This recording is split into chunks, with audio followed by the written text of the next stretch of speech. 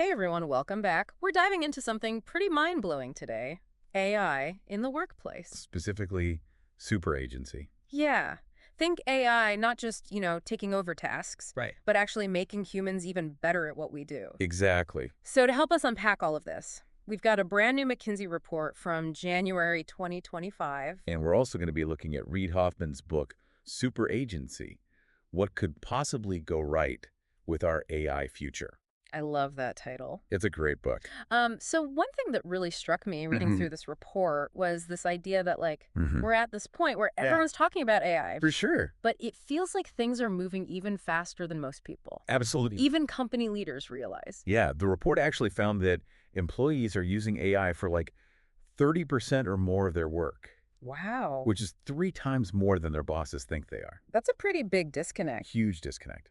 And on top of that, only 1% of companies really feel like they have a handle on their AI strategy. Wow. So it really does feel like we're in this moment where the Yeah, wave is already here, it's crashing. but a lot of people are still kind of Standing on the beach. figuring out, What hit them? what to do. Exactly. So I think before we get into all the nitty-gritty details of what companies are doing and all of that, lovely to take a step back Okay. and just kind of set the stage. Yeah. How revolutionary is this AI wave, really? I think we've all heard how AI is supposed to be this game changer, but how does it stack up against, Yeah. the other big tech shifts that we've seen before? It's a good question, I think. Like the internet or personal computing or smartphones? Yeah, I think it's up there. You know how the printing press Oh, made knowledge accessible to everyone? Or the internet right. connects the world in ways that we never thought possible? AI is on that same level. So it's not just a faster computer Right. or a new app. It's Something totally different. fundamentally different. Yeah, previous innovations were mostly about processing information faster, Okay. more efficiently. Right. But AI can actually reason. It's Yeah. not just crunching numbers. It's starting to think like us, Wow. make judgments, even get creative. That is a huge shift. Yeah. And speaking of huge shifts, the report actually talks about 5 specific AI innovations Okay. that are driving this change. One that really caught my eye was enhanced intelligence. They're talking about AI passing the bar exam I know. and medical boards. Is this It's mind-blowing. The things that AI is capable of now are just incredible. But that's not hype. That's actually happening. Oh, it's happening. We're seeing AI systems that can perform at superhuman levels Yeah. in fields that used to require, years of training and education. So what are some other examples of that? What other things are we seeing? Well, in addition to passing those standardized tests, we're seeing AI being used to diagnose diseases with incredible accuracy, to write music and poetry, to even design new products and services. It's like AI is becoming this super powered assistant. Exactly. And it's only getting more powerful. Yeah. So what are the other 4 innovations that are kind of shaking things up alongside that enhanced intelligence? Okay, so the second one they talk about is agentic AI. This is basically AI that can act on its own. So like a robot. Kinda, but more like a virtual robot. Yeah. Imagine AI agents in a call center Okay. that can not only answer questions, Right. but also process orders, schedule appointments, even detect fraud, all on their own. Wow. So customer service, but It's on a whole other level. steroids. Exactly. Yeah, cool. The third innovation is multimodality. This just means that AI can understand and work with all sorts of data like text, audio, video, even sensor data. So it's not just stuck in one lane. Nope. AI is becoming a master chef of data, blending all these different ingredients into something totally new. I love that analogy. Thanks. Okay, so we've got enhanced intelligence, we've got agentic AI, we've got multimodality. What else is on this list? Well, of course, we can't forget about the hardware and computing power that's driving all of this. AI systems are becoming exponentially more powerful, able to process huge amounts of data and tackle more and more complex tasks. So the brains behind the operation are getting bigger and better. Exactly. And finally, there's a growing push for transparency in AI. People want to know how these systems work Right. and how decisions are being made. Especially when they're impacting our lives. Exactly. Hmm. Organizations like Stanford are developing indexes to measure how open companies are being about how their AI works. Okay, so that's really interesting. So we've got these 5 forces that are kind of pushing AI forward. Yeah. And at the same time, we've got this disconnect that we talked about earlier where employees are using AI a lot more than their bosses realize. Mm. And the report actually digs into this a little bit more and talks about like different employee perceptions of AI. Okay. And they identify these 4 archetypes. The first one is Zoomers, which I love. Zoomers. They're all about rapid AI deployment. Full speed ahead. Yeah, just like jump in. Exactly. Then there are the bloomers, who are also optimistic about AI, but want to focus on responsible development. So they're a little bit more cautious. Yeah, they want to make sure we're doing this the right way. Okay. And then we have the more skeptical groups, the gloomers and the doomers. Okay, so tell me about them. The gloomers see the potential downsides of AI and want more regulation. Okay, so they're not necessarily anti-AI? Not necessarily, Right. but they're definitely more wary. Right. And then there are the doomers who are pretty convinced that AI is headed for disaster. Okay, so we've got like the full spectrum of opinions here. The whole spectrum. But what's interesting is that even the most skeptical groups Mm-hmm. are surprisingly familiar with AI technologies. So they're not just like burying their heads in the sand. No, they're paying attention. Yeah. And across all 4 archetypes, there's a strong desire for AI training. Employees see training as essential for navigating this AI-powered future. So they're saying like, bring on the AI revolution. Oh, exactly. Like, give us the tools and knowledge to thrive in it. It's exactly. But it sounds like the companies aren't necessarily stepping up to the plate. That's the disconnect. Even though employees are eager to embrace AI, a lot of companies are lagging behind in providing the training and resources they need. So we've got this workforce that's like, let's go. Yeah. And then companies that are like, Hold on a second. pump the brakes. Exactly. Why is there so much hesitation? Well, it's a complex issue. Yeah. On the one hand, you have this incredible speed of AI adoption. Think about ChatGPT. It reached 300 million weekly users in about 2 years. Wow, that's like... Lightning fast. Yeah. Compared to the internet or even the smartphone. So there's this pressure to move quickly. Immense pressure. To not get left behind. Right. But at the same time, there are valid concerns about security, about privacy, about the accuracy of these systems. Right, because if you move too fast, you could end up making some pretty big mistakes. Exactly. And here's the interesting thing. The report found that employees overwhelmingly trust their own companies to handle AI responsibly. More than like the government or... Way more than the government or big tech companies. So there's a real opportunity there for companies to step up and kind of like lead the way in responsible AI development. Huge opportunity. Okay, so we've got employees who are ready to embrace AI. We've got companies that are trying to figure out this balance between speed and responsibility. Mm-hmm. But are companies actually getting the most out of AI? Are they seeing the results they hoped for? That's the million-dollar question. And the report suggests that many companies aren't seeing the return on investment they expected. So it's not just about adopting the technology. Yep. It's about using it strategically and effectively. Yeah, a lot of companies are stuck in what you might call the pilot phase. They're experimenting with small-scale AI projects, but they're not really thinking big enough. So less tinkering. Less tinkering. More revolutionary. Exactly. Think about the impact AI could have on industries like manufacturing, energy, healthcare, education. We're talking robots, revolutionized assembly lines, predictive AI, optimizing renewable energy grids, AI-powered tools accelerating drug discovery, personalized AI tutors revolutionizing learning. I mean, these are some pretty big, pretty disruptive changes that you're talking about. Absolutely. And there are industries like consumer goods that could see huge benefits from AI, but are hesitant to invest. So why is that? Why are they holding back? It's a mix of factors, I think. Yeah. Some companies are just waiting to see how things play out. They want more certainty about return on investment before they jump in. Yeah, that makes sense. It's still a relatively new field. Exactly. And some companies might not fully understand the potential of AI or how it could be applied to their specific business challenges. So it's not just about the technology itself. It's about understanding the business context, the potential risks, and the potential rewards. Right, and having the leadership and vision to actually implement these changes. Exactly. And that's where things start to get really interesting, because the challenge isn't just about the tech. It's about transforming businesses themselves to be AI ready. So we're not just talking about adding a new tool to the toolbox. Nope. We're talking about a fundamental shift in how companies operate. So what are the biggest hurdles that companies face in making this transition? The report identifies 5 key operational headwinds. The first is leadership alignment. Getting everyone on board with a clear AI strategy is crucial. So it's not just the tech team's responsibility? Nope. It's a company-wide shift. Okay, what else? Then there's cost uncertainty. It's tough to predict the ROI of AI, which makes budgeting a challenge. Yeah, because it's still such a new field, there's not a ton of historical data to base projections on. Right. What else?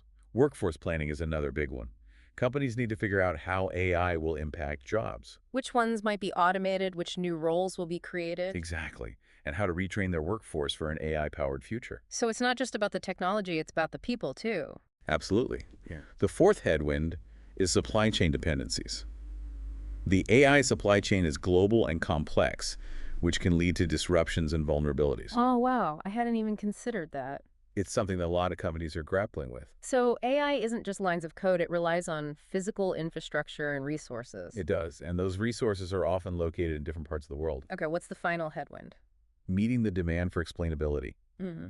People need to be able to understand how AI systems are making decisions, especially when those decisions have significant consequences. That's crucial. Without transparency and explainability, people are going to be hesitant to trust AI, and rightfully so. I agree. So we've got these 5 major hurdles to overcome.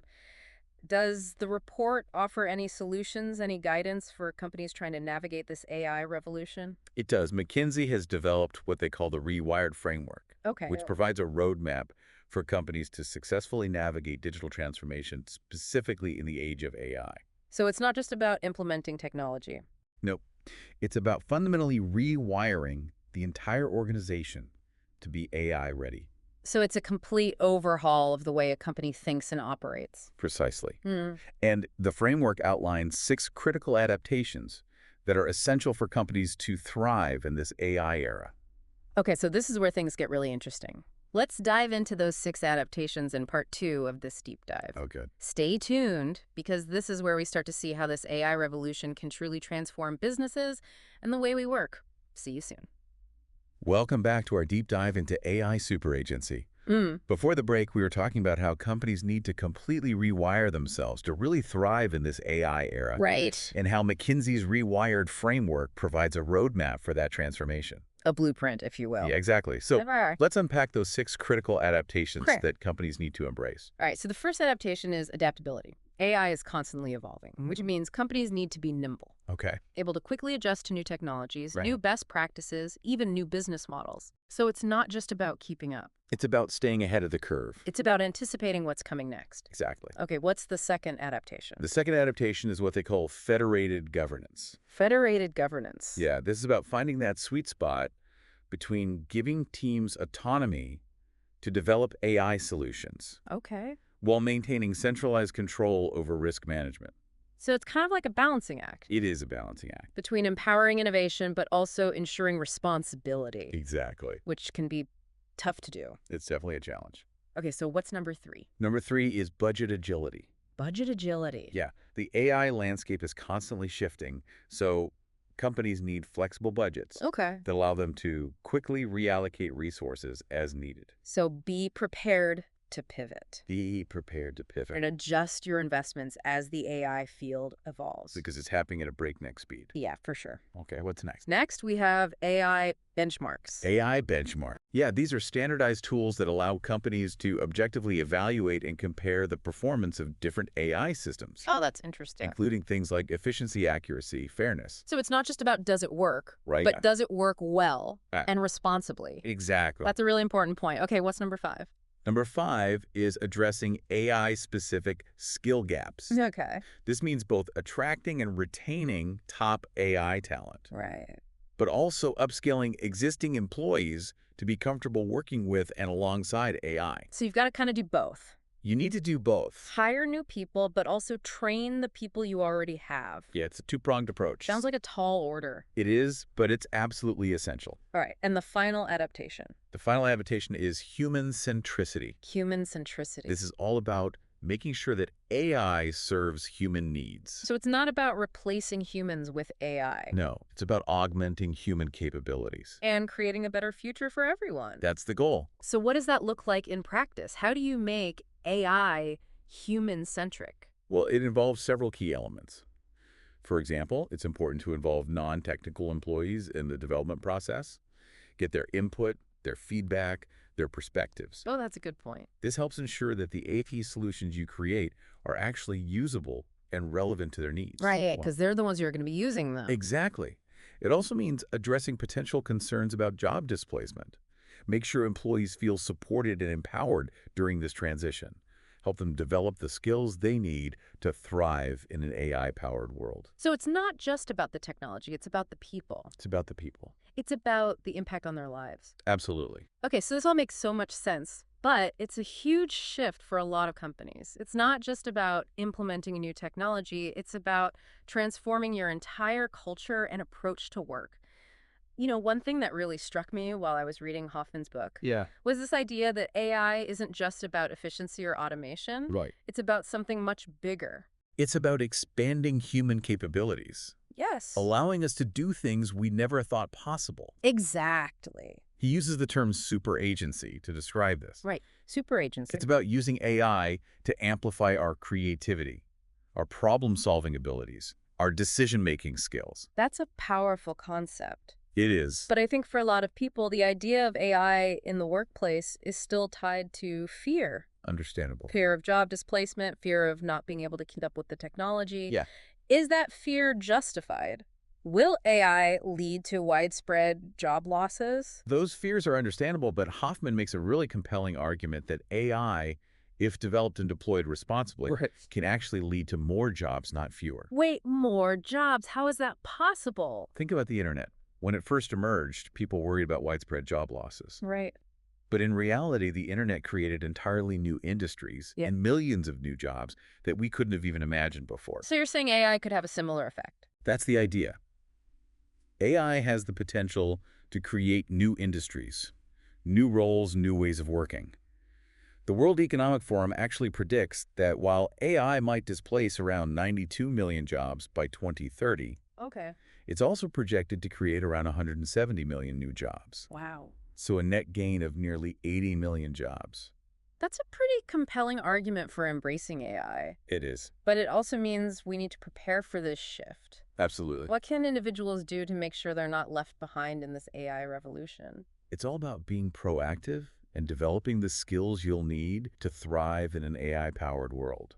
And it's not just about learning how to code or operate AI systems. Okay. It's about cultivating those uniquely human skills that will become even more valuable in the future. So things like critical thinking, creativity, emotional intelligence, complex problem solving. Those are all going to be in high demand. Because those are the things that machines can't do as well as humans. Exactly. Those are the skills that set us apart from machines. They are what allow us to leverage AI's strengths while mitigating its weaknesses. This all ties back to that idea of super agency, right? It does. It's about humans and AI working together, each playing to their strengths. Exactly. But, you know, let's be real. AI is changing the skills landscape.